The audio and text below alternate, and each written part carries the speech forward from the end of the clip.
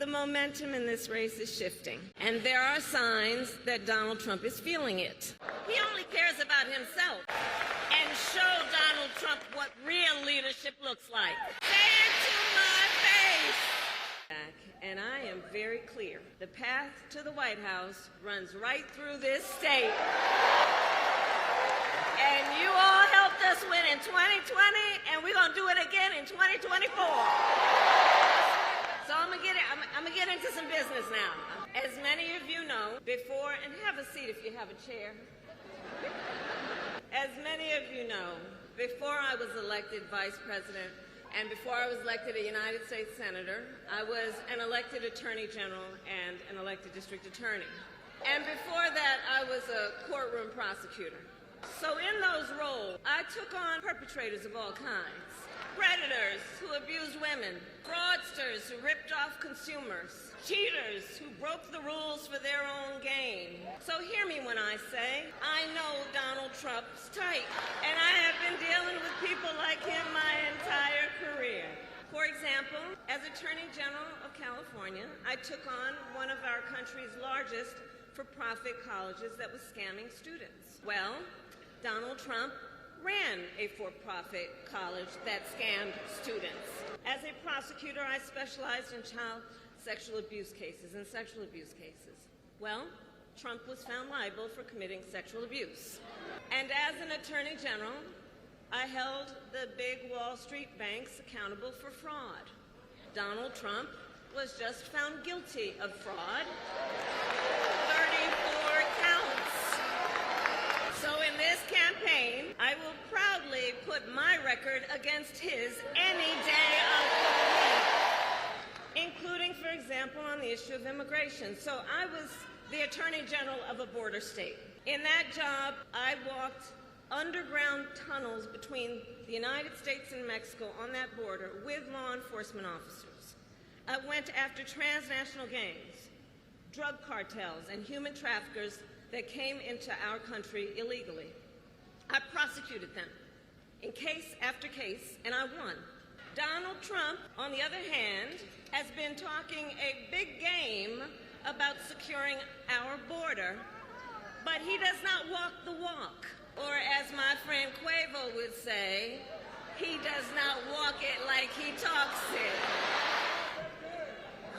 So look, our administration worked on the most significant border security bill in decades. Some of the most conservative Republicans in Washington, D.C. supported the bill.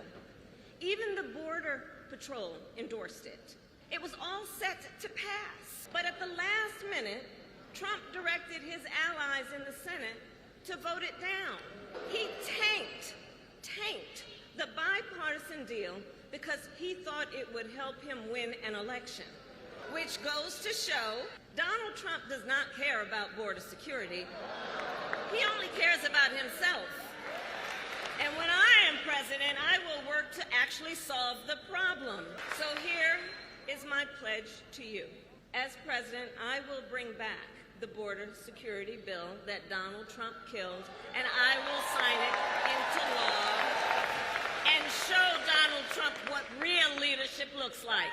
But make no mistake, this campaign is not just about us versus Donald Trump. This campaign is about two very different visions for our nation.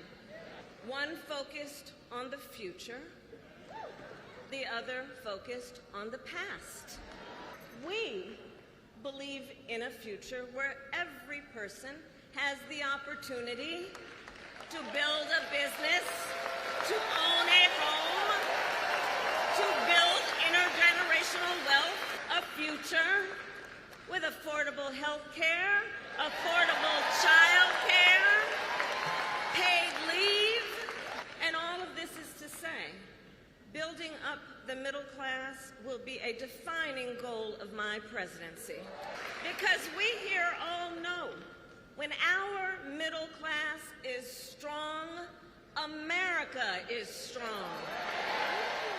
And to keep our middle class strong, families need relief from the high cost of living so that they have a chance not just to get by, but to get ahead.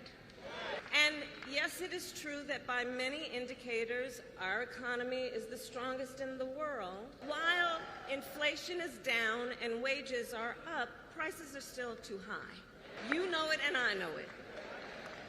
And when we win this election, here's what we're going to do about it. On day one, I will take on price gouging and bring down costs. We will ban more of those hidden fees and surprise late charges that banks and other companies use to pad their profits. We will take on corporate landlords and cap unfair rent increases.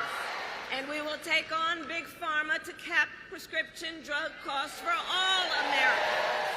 Our plan will lower costs and save many middle-class families thousands of dollars a year. But Donald Trump has a different plan in mind, one that would raise prices on middle-class families. Just look at his Project 2025 agenda. I take it you've seen it. Project 2025 is a plan to weaken the middle class. Be clear. And Donald Trump intends to cut Social Security and Medicare. He intends to give tax breaks to billionaires and big corporations. He intends to gut our investments in clean energy jobs. He intends to end the Affordable Care Act, to take us back to a time when insurance companies had the power to deny people with pre-existing conditions. You guys remember what that was? Children with asthma, breast cancer survivors, grandparents with diabetes. Georgia, America has tried these failed policies before, and we are not going back. And we are not going back because ours is a fight for the future, and it is a fight for freedom. Across our nation, we are witnessing a full-on assault on hard-fought, hard-won freedoms and rights. The freedom to vote, the freedom to be safe from gun violence, the freedom to live without fear of bigotry and hate, the freedom to love who you love openly and with pride, the freedom to learn and acknowledge our true and full history, and the freedom of a woman to make decisions about her own body and not have her government tell her what to do. Ours is a fight for the future and for freedom. And I don't have to tell folks in Atlanta that generations of Americans before us led the fight for freedom. And now the baton is in our hands, each and every one of us. And we love our country. We love our country. And I believe it is the highest form of patriotism to fight for the ideals of our country. And so we who believe in the sacred freedom to vote will finally pass the Freedom to Vote Act and the John Lewis Voting Rights Advancement Act. We who believe in the freedom to live safe from gun violence will finally pass universal background checks, red flag laws, and an assault weapons ban. We who believe in reproductive freedom will stop Donald Trump's extreme abortion bans, and when Congress passes a law to restore reproductive freedom, as President of the United States, I will sign it into law. So November 5th is in 98 days. In 98 days, and let's level set. We have a fight in front of us, and we are the underdogs in this race. We are. But you see, this is a people-powered campaign. In fact, after I announced my candidacy, we saw the best week of grassroots fundraising in presidential campaign history.